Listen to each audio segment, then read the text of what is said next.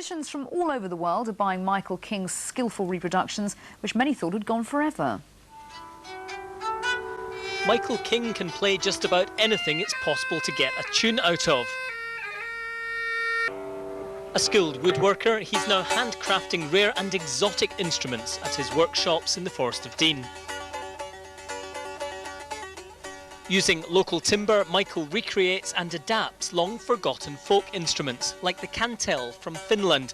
Learning it, he says, is child's play.